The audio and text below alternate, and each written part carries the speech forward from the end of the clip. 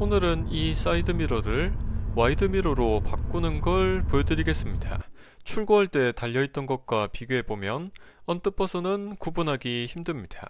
이렇게 선바이저를 비춰보니 확실히 왼쪽의 와이드 미러가 넓게 보이는 건 맞습니다.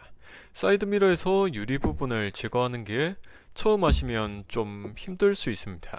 주변에 흠집이라도 날까봐, 당기다가 뭐가 부러질까봐 무서워서 그런 건데, 일단 부러질 일은 없고 흠집 나는 건 필요하다면 마스킹을 하시면 됩니다. 차종마다 좀 다를 수는 있겠지만 이 그랜저 HG는 세 군데로 고정됩니다. 이 미러 조절 모터와 단순히 끼워지는 거라고 보시면 될 것 같습니다. 그리고 끼우고 뺄 때 모터가 망가질 것 같다고 생각하실 수도 있는데, 이걸 수백, 수천 번 하지 않는 이상 망가질 것 같지는 않습니다. 플라스틱 나사선은 가만히 있고 내부의 모터가 회전하는 거라서 모터가 고장날 일도 없을 거라고 봅니다. 그러니 와이드 미러든 순정 미러든 빼고 끼울 때 뭐가 고장날 일은 없다고 보셔도 될 것 같습니다.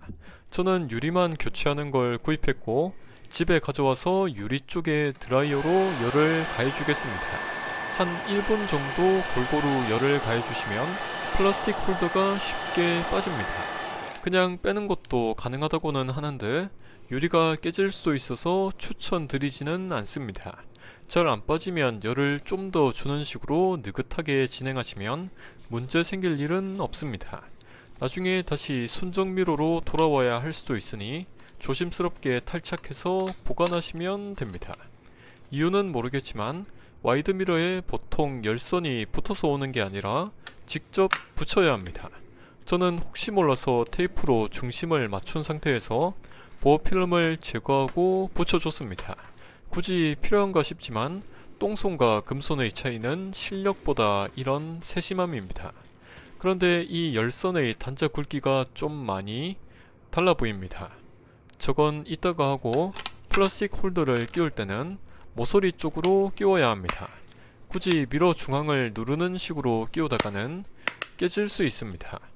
따로 열을 가할 필요는 없습니다. 조금 전에 단자 문제로 돌아와서 폭은 똑같은데 두께 차이가 심하게 납니다.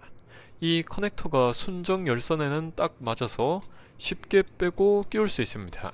그런데 단자가 굵어지면 이렇게 잘 안 들어갈 수도 있는데, 이럴 때는 나사 같은 걸로 커넥터를 벌려주는 식으로 해결할 수 있습니다.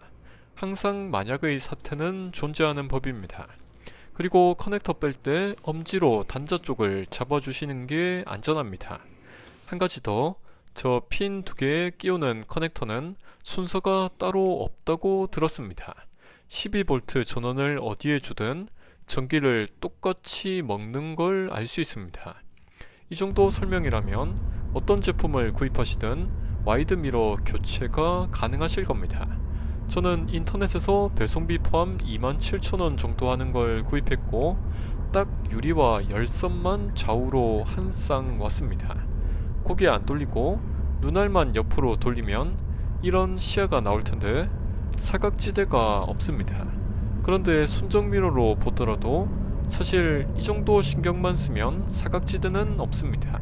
사각지대가 기적처럼 없어지는 게 아니라 그냥 단순히 넓게 보이니까 운전하기 편한 정도입니다. 몇 달 써봤는데 눈이 아프거나 어두울 때 잘 안 보이거나 그런 문제는 느끼지 못했습니다. 조수석도 똑같고 이걸 3만원 이상 줬다면 아까웠을 것 같습니다. 순정 미러도 제조사가 바보가 아니기 때문에 충분히 괜찮다고 봅니다.